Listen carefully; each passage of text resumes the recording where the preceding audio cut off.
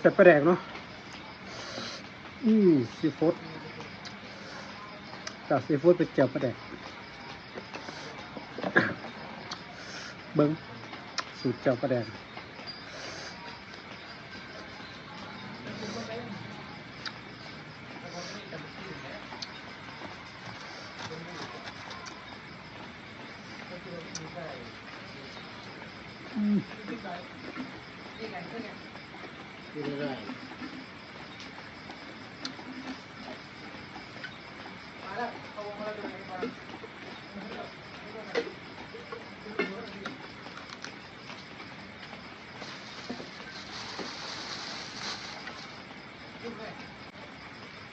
แซ่บกว่าเก่า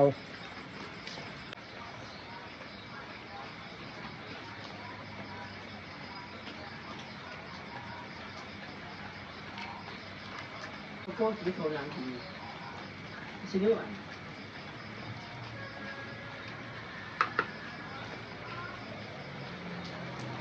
น้อยแห้ง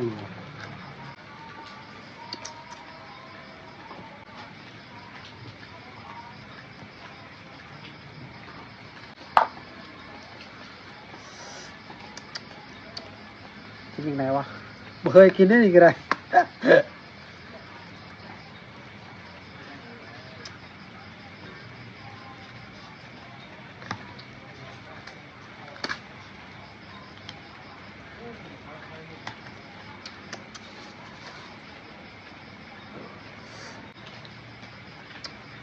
สบายดี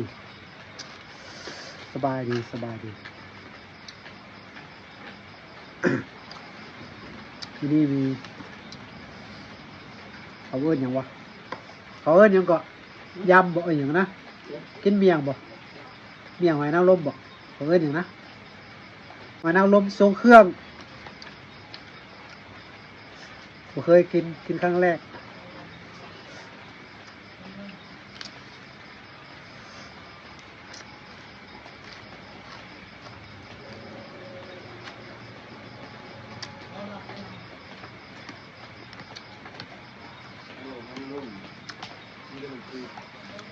แบบนี้เลยเนาะเผ็ดเผาหอมเจียวหรือว่ากระเทียมเจียวเนาะซีฟู้ด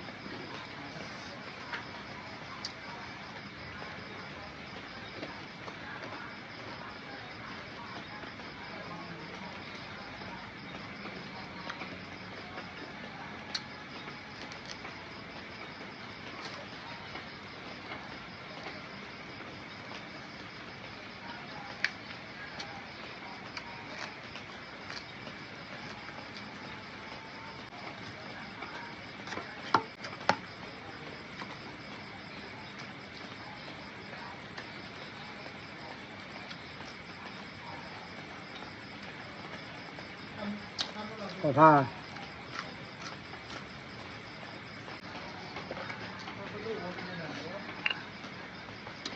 ใส่ปลาแดกเนาะซีฟู้ดจากซีฟู้ดเป็นเจียวปลาแดกเบิ้งสูตรเจียวปลาแดก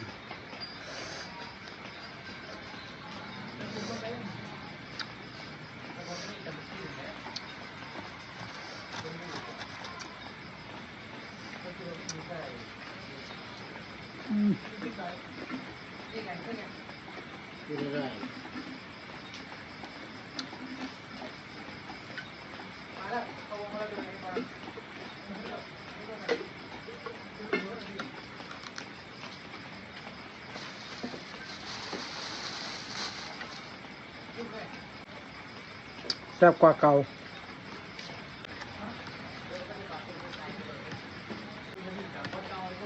หวาน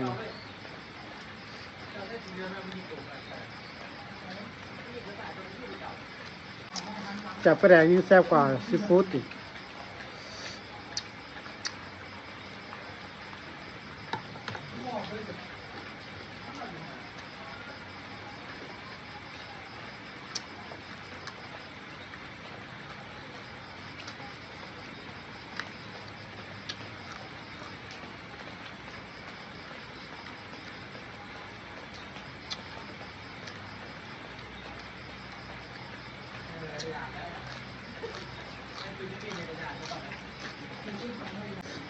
กี่ยวเกี่ยวเกี่ยว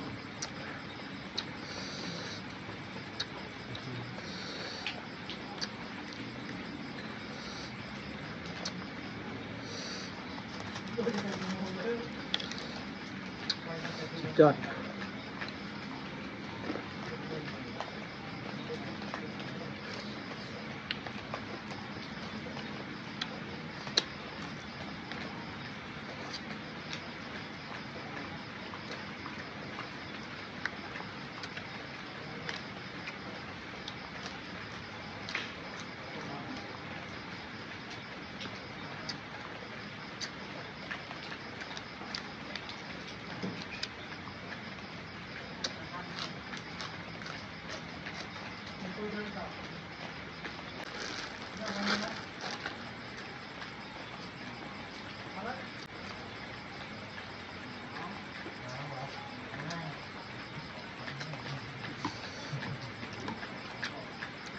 หอยนางรมกับข้าวเหนียวจะแปลก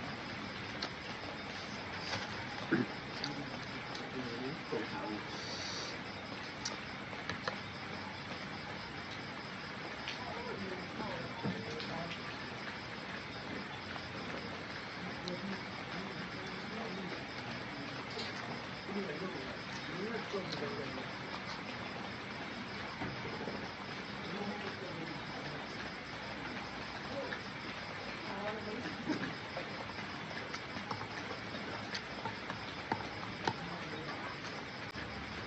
บะหมี่ไหม้เนาะจำหน้าสิบุษัดไม่ตาย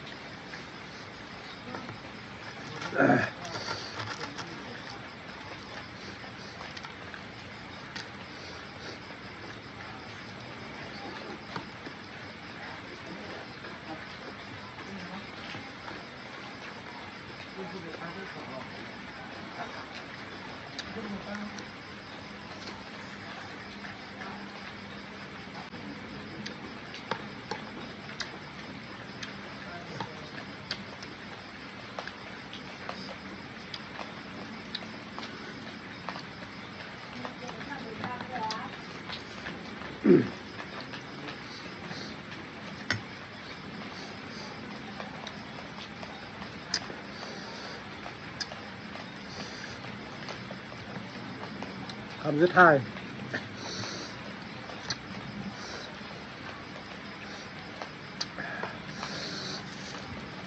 สุดท้าย